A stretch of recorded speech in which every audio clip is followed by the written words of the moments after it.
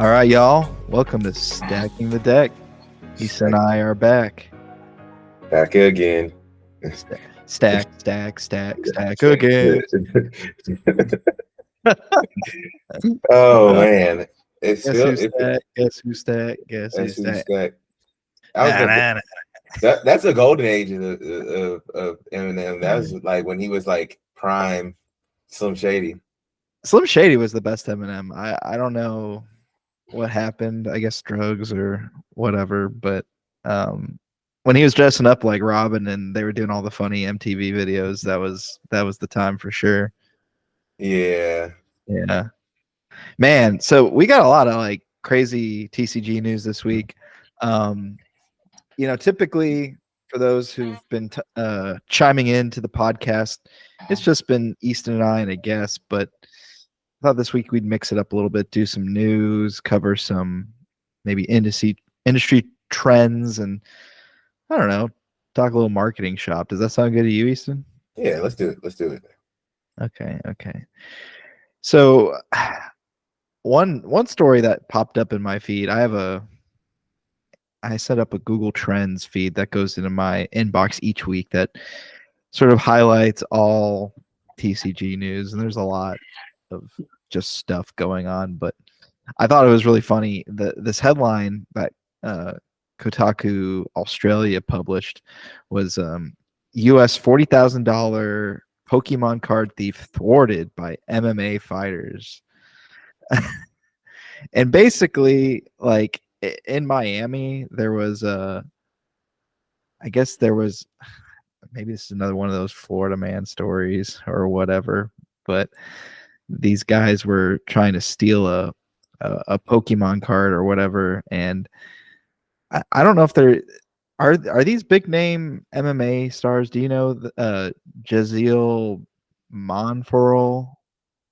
No. Okay. I don't think they're like super famous, but if have any like ability to defend yourself, and plus you're in Florida, so somebody might be even carrying a gun. Like that whoever was doing this desperately needed to steal that card because there's a whole bunch of MMA guys and like boxers and kickboxers in Florida, plus the people who are stand your ground. And I mean, you had to be super desperate to do so. I want to know which. Oh wait, but rather than he took the binder. Yeah. Oh, okay. Yeah, he took the whole binder, and I was trying to figure out what specific cards were in there, but I mean, it's really the headline that sells it, and I guess the store owner estimated that it was worth around $40,000, which, knowing store owners, they might fluff that up a little bit, right? Oh, for sure. Oh, my binder, it's 40,000. Yeah. But nevertheless, we always like hearing stories where justice wins. Street justice doesn't happen that much these days, but no. People fighting over Pokemon cards is not really a new thing either, though. I know those were dominating headlines maybe more during COVID, but the fact that it's still happening tells me one thing, that Pokemon cards are still sought after and valuable. Yes, very much so. And even to the point that like I think that it's just, it's weird because when maybe people are like struggling financially, you start to see like a ring, like even here in Austin, we had there was some robber who was going to card shop to card shop. So people know that cards are valuable or have some monetary gain from it. It's just also focusing on Pokemon. The guy must have had some inclination that, hey, these cards are valuable, or this is like I can get some money off of this, because this just happened. It's just weird when people go to a card shop and just like get random. What if it was like, let's just say hypothetically, it was like some random game that never really blew up, and it's just like, I got a whole bunch of this, and it's got to be worth something, right? It's like, nah. Well, it's more it's like more traceable too. So if you want to talk about trying to steal like high end indie TCG cards, when the community's so small, we all know like who got their stuff stolen, who's selling it, where and when.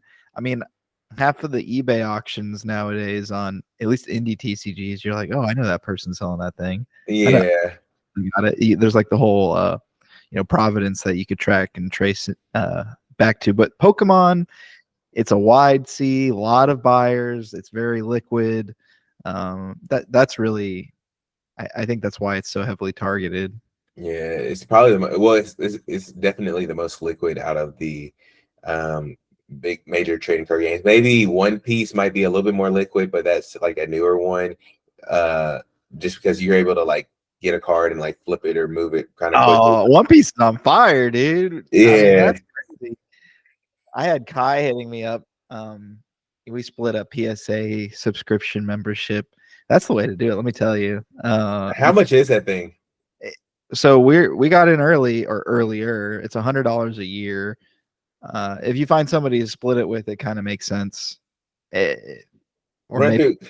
Come on, run through the benefits. We like the the benefits. benefits. So the benefits are. This is we're sponsored by PSA and please purchase slabs through them. No, I'm just kidding.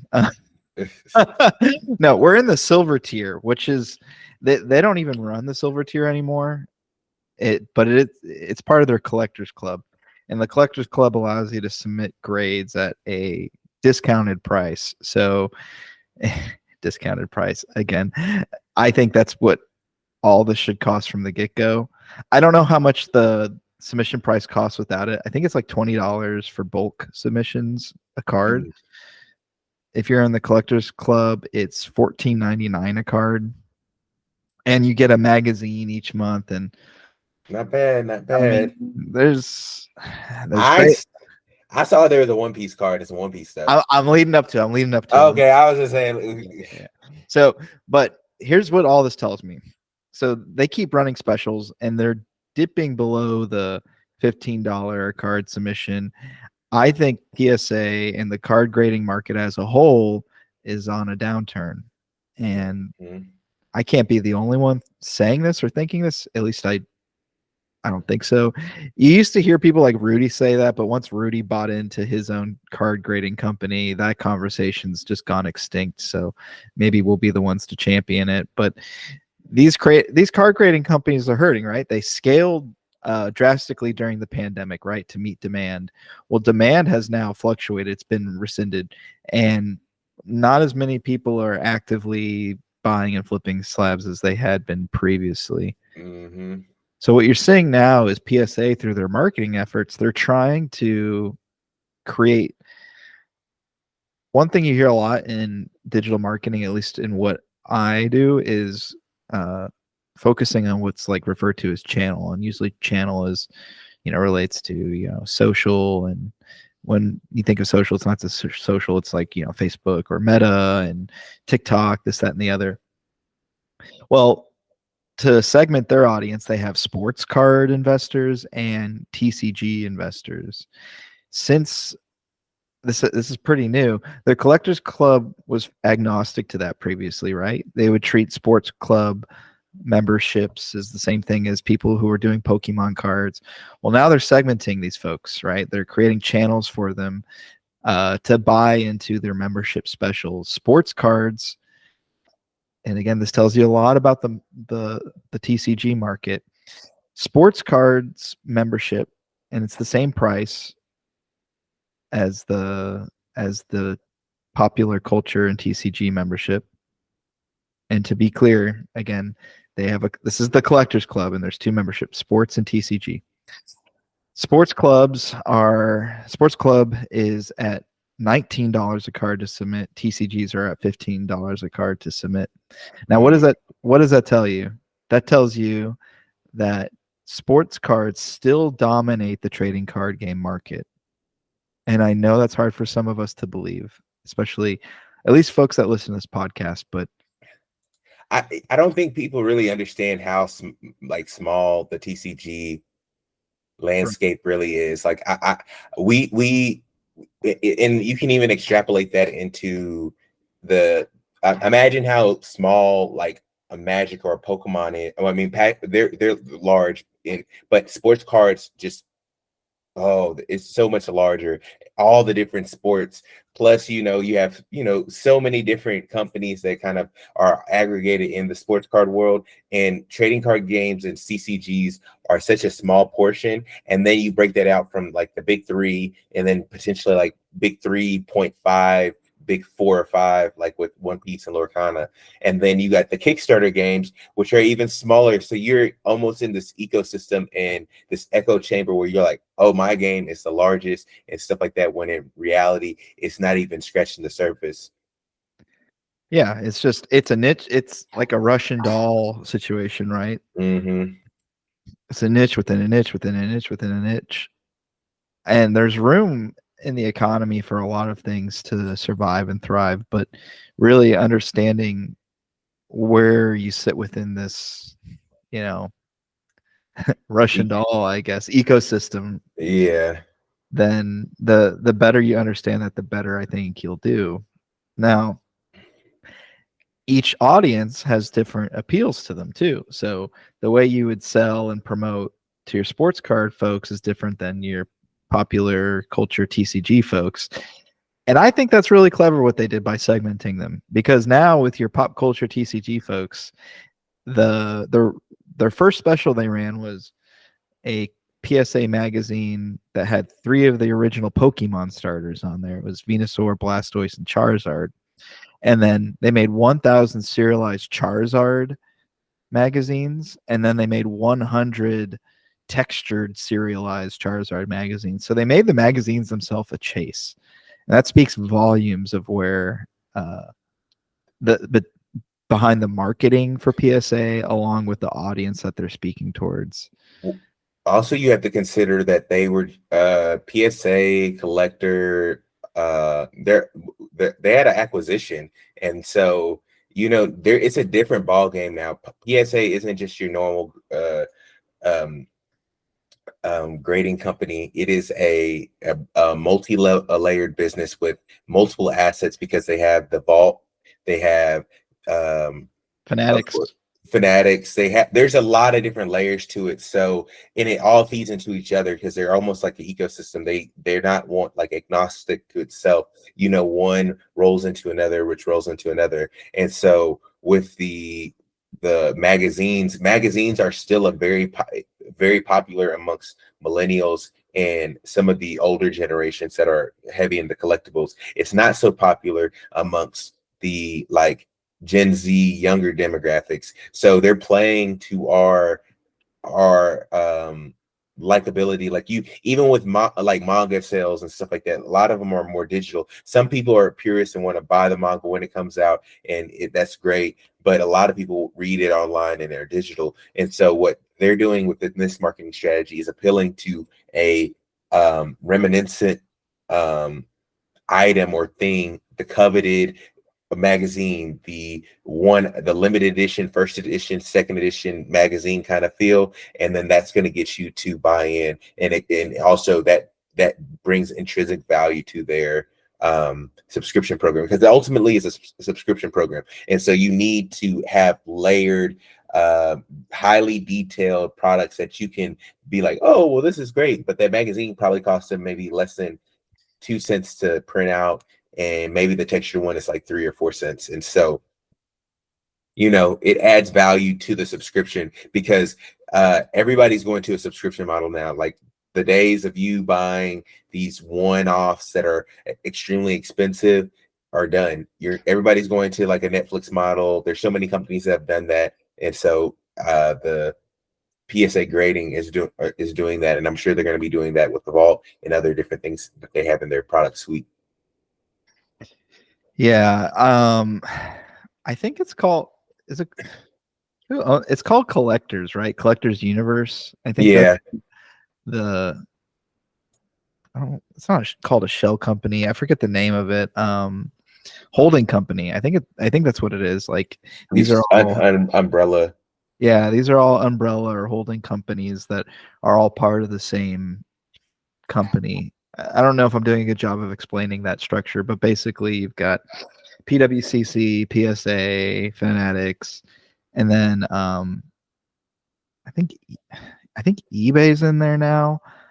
I forget. Yeah. There's just been a mass consolidation in this market space over the past really year or two. I even TCG players part of that. Again, the Russian doll, right? This company owns this company, and you kind of have to follow it down the line. But Mhm.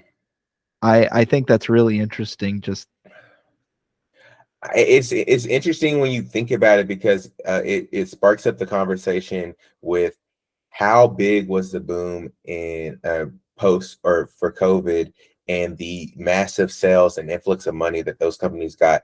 And you saw that there was a lot of acquisitions during that time. You saw Channel Fireball, you're in you see PSA, and you're seeing eBay, and you're seeing all of these players play around. A lot of the owners probably were like, okay, well, we're doing good. We're bringing in good revenue, but it's kind of stable. It might be some uh, loss, or just because the I guess the industry was, there wasn't COVID brought in a lot of new blood into, or brought in a lot of new blood, as well as people who have left the community, and it brought them back in with tons of money. And so you see a lot of the CEOs, a lot of the individuals who are running these companies are like, dang, I don't know if I'll ever do as good as this. Maybe I need to cash out. So you see it, Channel Fireball got acquired, and then you see like a TCG player gets acquired, and then they all get kind of like, it's like Megatron. They all get like eaten up and built into this one mega company, but they have the assets and they're still working kind of by themselves, but more importantly, they're acquired by somebody else. And eventually they'll start pulling the resources from said company to help out. Like you see the TCG player, the data might enrich eBay prices, which give them a better better opportunity for bids and different things like that. So just to think about it from a higher level, um, it makes you think that if I'm a CEO and I'm doing well post COVID, why would I sell my company? It was the deal just too good to be true, or were the numbers like so good that it would never happen again, and so you need to like sell while you're at the high? well, then a lot of this has you looking forward to, right? So you and I think, are on this. We're aligned in this idea of at least forecasting where the future of collectibles and TCGs and things of this nature go. And again, everything's not, we're just talking about the collectible stuff.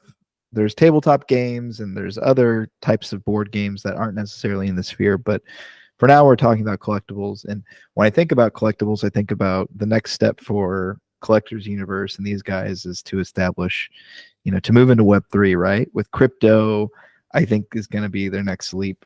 Finding it, basically aligning a currency to these slabs. I mean, they're already basically getting to the point where um these collectibles are starting to be, I don't want to, you can't consider them quite fiat, but you could have PWCC hold your slab for you. You could never actually hold it or touch it, and you can just use it as a trading option, right? Like Mhm. literally as a marketable exchange. Yeah, yeah, Um, secured, like a y- secured, yeah.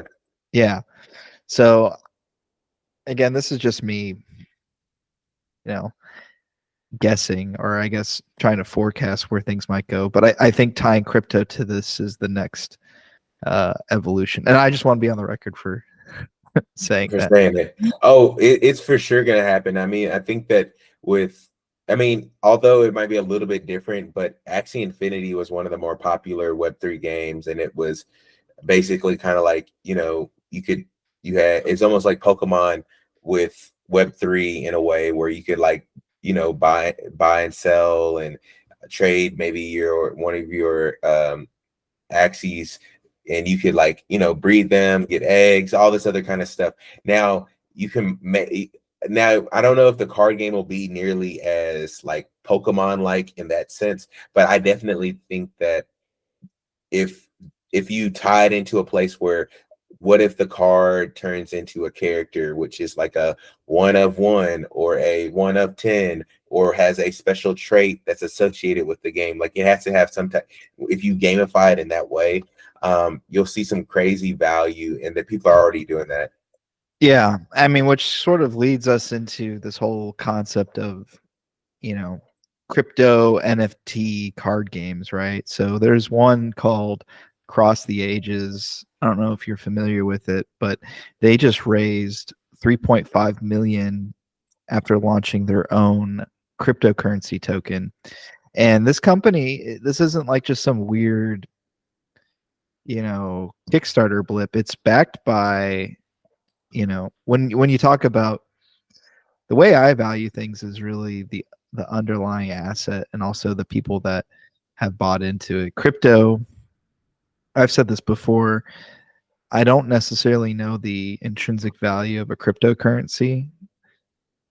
I think it's there based on, the value is inherent to the people that have bought into it, and I've read into that as well. But when I look at this thing, uh, across the ages, you have companies like Ubisoft and Square Enix backing this NFT card game, and Mm-hmm. it's really interesting because they have 150,000 players, almost 500,000 downloads, and these cards, it's all digital and it's run off a cryptocurrency exchange. So, do I think the long term success of this might be there? I'm doubtful. I think what's more likely is at some point in the future you'll start seeing companies like Wizards co-opting the similar model.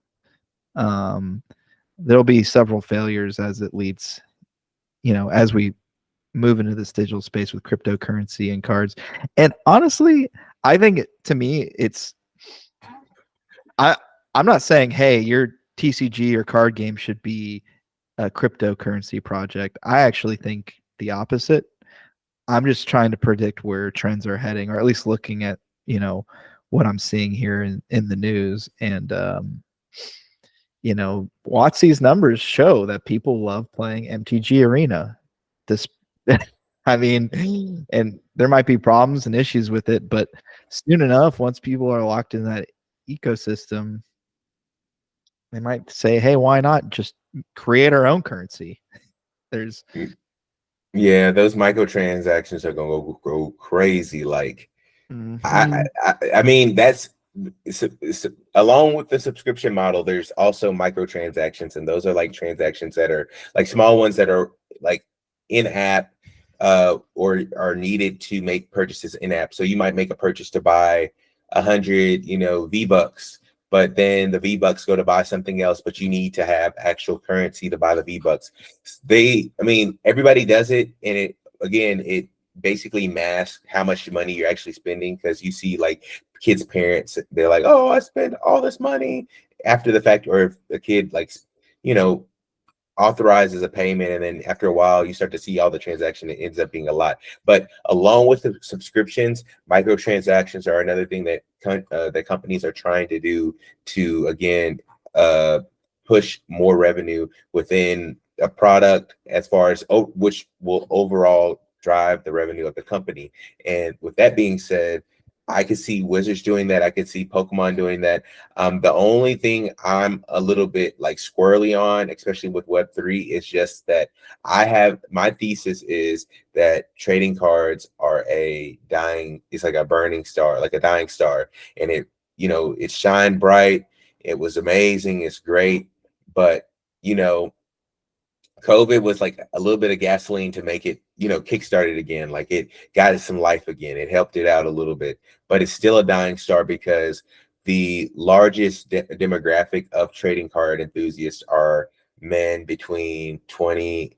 We'll just say, 20 right now. Most trading card like stores are like 24, 25 to 40 plus.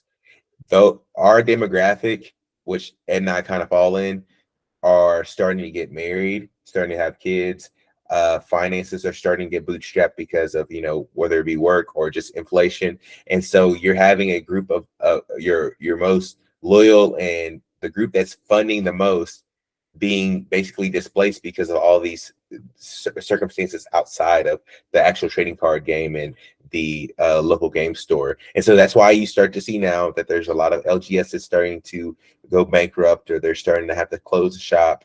You're seeing games having to figure out interesting like nuances and how are they going to pair up to be more trendy to get a different demographic. So you see that with Pokemon, you see that with Magic, you see that with um, Disney. You see it going on right now, and so I believe that the TCGs as we knew it are going to cease to exist. They're going to have to innovate, or they're going to be done, because I don't see a younger demographic coming in to replace us. And I see that all the big companies, what they're doing to try to be more inclusive, which is great, doesn't seem like it's hitting the mark. Like, I think that there's a specific reason why, you know, Pokemon decided to move from Ash. Dude's been working hard for 25 years, and they went with a young lady and a black kid. I don't think that that's just for just for the hell of it. I think that they're doing so they can reach into a different demographic. I think that Disney did the same thing with Lorcana with the cards. I don't think that they don't give two rat poops about trading cards, but it introduces maybe the guys, because a lot of guys were going in low and be like, oh, my kids want to play, but no, it's really them. And so maybe it might introduce their kids, or giving them more exposure to Disney characters. And then on Magic the Gathering, they're doing everything. They're partnering with everybody. Universes Beyond. They're also working with, trying to make cards more inclusive, which have characters that are part of the LGBTQ plus community. And I think that's great. But this isn't by just because I want to do it, or they're just being nice. They're doing so because it's a demographic that they can reach, that they're trying to reach, because their I guess consistent foundational demographic is starting to either taper off, or they're starting to get interested or busy with other things. Yeah. Oh, it looks like my video timed out, so you're just gonna have to bear with me with my face here. But I agree, and my outlook's a little different but similar, and track with me on this too. So I think there's always room for people do want to make connections at the tabletop. What you have to do is you have to lean into that specifically, though. The reason why Magic's most successful format is a casual format, Commander, it's because people want those real connections. They want to game together, and they want to socialize in person. It's like I don't know how to explain it. It's like a novelty. As a older millennial, I still appreciate playing Game Boy, despite knowing that I could run an emulator on my computer or phone or whatever and play the same games that I've otherwise had. But the specific tactile experience of enjoying that is, and a lot of it's nostalgia driven, right? But I think that's going to always have its own value, but it's not a growth sector. I think that's the thing to phrase it, is like the TCG industry specifically isn't on a growth trajectory unless if you're going into more of a Web3 environment. And even then, that's entirely experimental. Do people even want, do people even want digital cards? That's something that I, as an older millennial, that's not for me. That's kind of lost on me personally. The whole point of TCGs is to sit down and play cards for like a real experience. Otherwise, I would just play video games. Okay, I would play one of the many free MOBAs. Yeah, or whatever the game might be, or shout out predecessors. we love that game. No, but you get what I'm saying, right? Like, if you're we already spend so much time on the screen. I think people do want experiences that are not screen related, but do I consider that a growth option? Not quite. I also think, like, yeah, and for the listeners, so when we talk about growth, it's basically bringing in new players,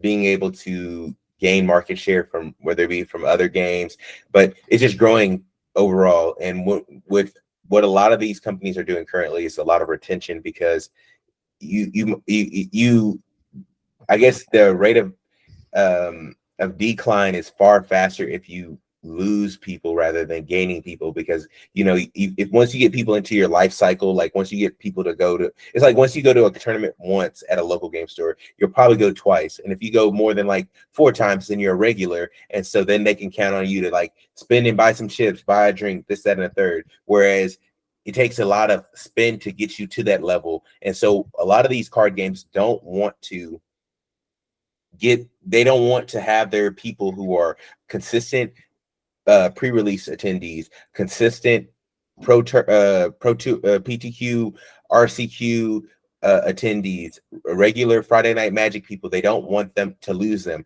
so they have to figure out ways to retain them. And so now you see that Friday Night Magic isn't getting pushed as a competitive, or like, oh, you're playing at your LGS. All the commercials are with Post Malone, with his buddies drinking some beers at his house playing Commander. They've changed that. That was by design. And so we're talking about it is just now the TCGs aren't really having huge success with growth. They're doing really well with retention, keeping people in their life cycles. Pokemon does it really, really well. I mean, they have tournaments, and I mean, they do a really good job about it with the cards, with the art, all that good stuff to keep people engaged, but they're not doing a ton of stuff for growth. Yeah.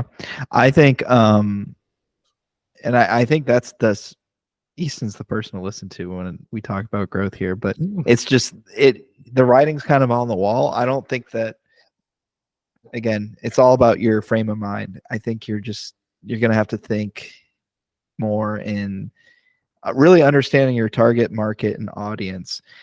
Some games, I think, to their own detriment, saying, hey, we need to reach out to kids to help grow. No, kids aren't. You're competing with Fortnite again. You're competing with Roblox, Minecraft. The low barrier of entry to get into those games for the parents and the kids supersedes trading cards. Just to even think about your experience as a kid trying to get cards to convince your parents of that. I mean, that was like a hand on my like hand and knee, like, please give me that Yu-Gi-Oh pack, or I need the Pokemon. Nowadays, I don't really think, I think that's few and far between. When you talk about economically disadvantaged families, I don't know a nice way to say this, but like really those were traditionally target markets that were kind of preyed upon in the TCG industry. Video games sort of stepped up as the free option for entertainment, if that makes sense. So that's kind of where my head's at on that in general. Mm-hmm. Good stuff.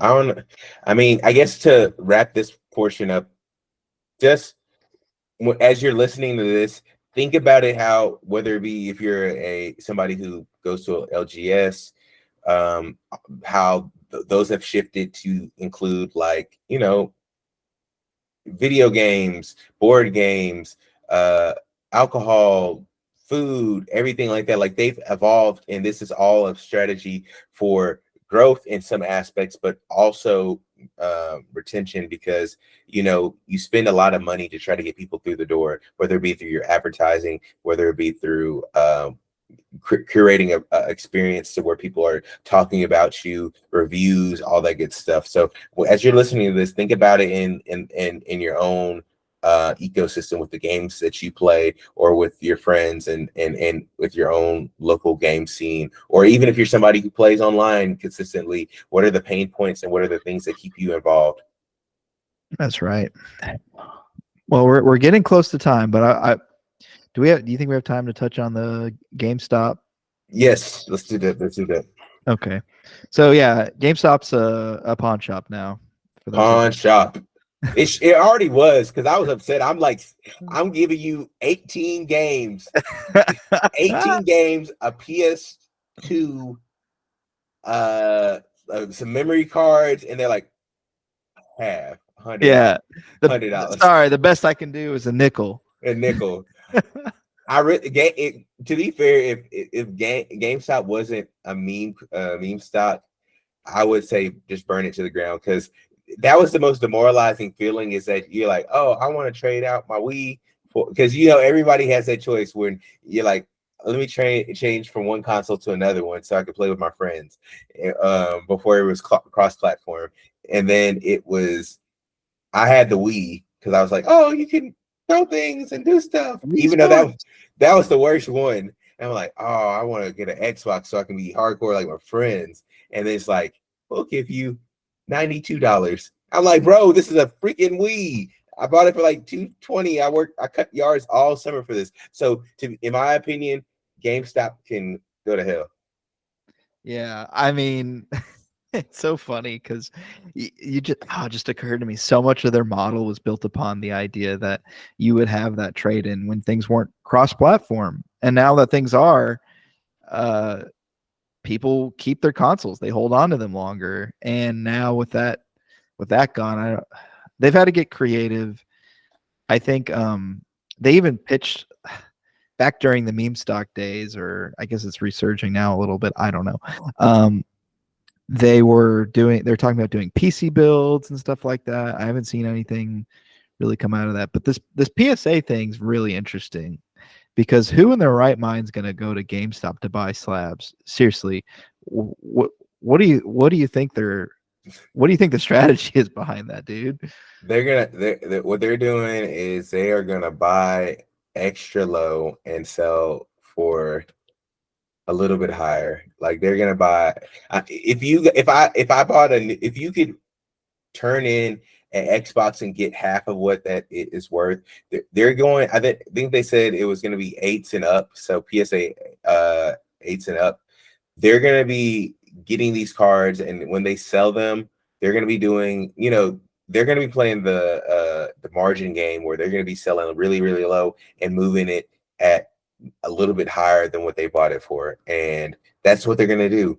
I mean, I don't, or if it's something super rare, they're going to, I mean, I think that GameStop is going to be the place where you go to, um, if you need, if people are desperate, because sometimes it's going to be tougher to move certain slabs and stuff like that. And they'll be like, oh, I'll bulk buy your 20,000 slabs for $1,000, take it or leave it, or you're going to be stuck trying to sell it yourself. So I think they're going to be doing a lot of uh like nickel and diamond for sure.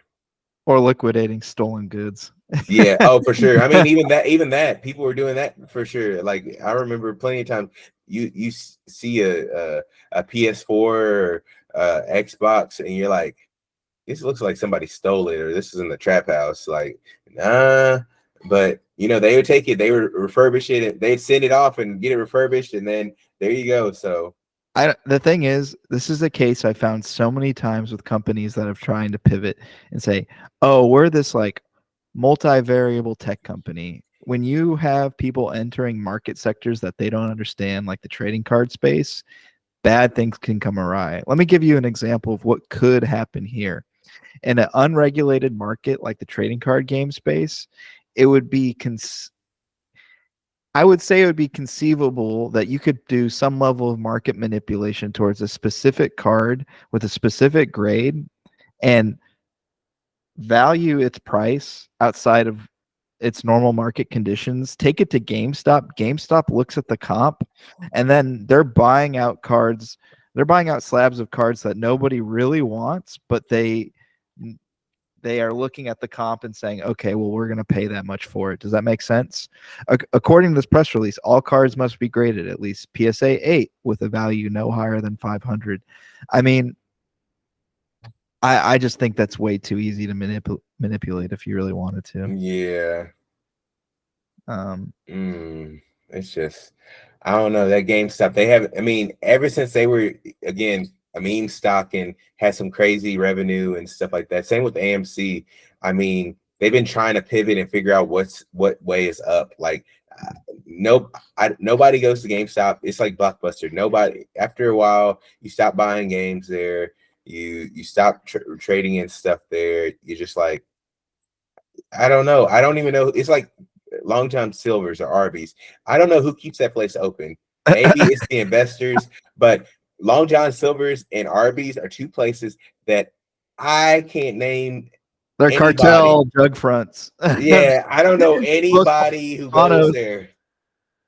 Yeah, Los Pollo Hermanos or whatever. That's the vibe. Yeah, you don't know. I can't name one person who goes there and eats. Like, I see the little commercials, I'm like, who is going there?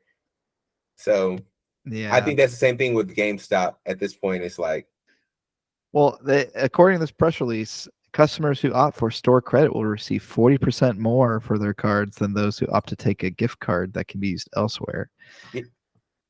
yeah, because they're gonna give you 10% of what it's worth. I'm telling you.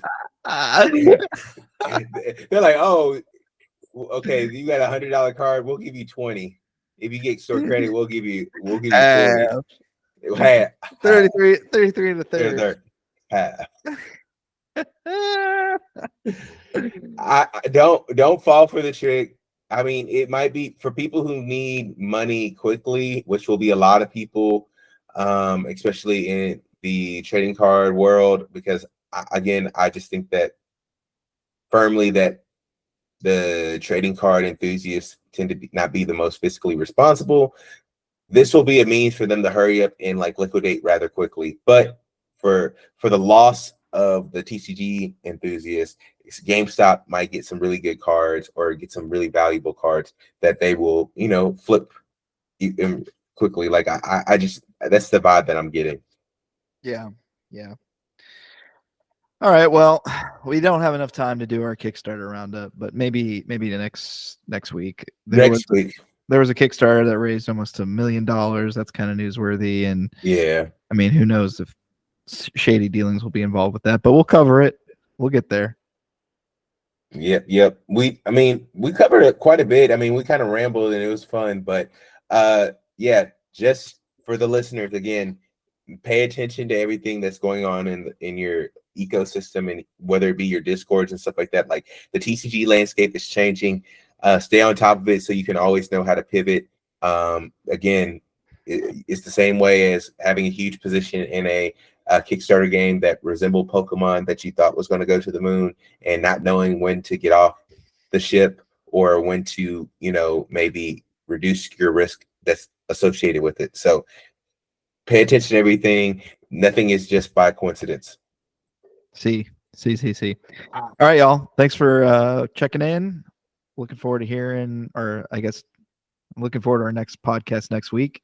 Until then, thanks for stacking the deck with us. Peace. Peace.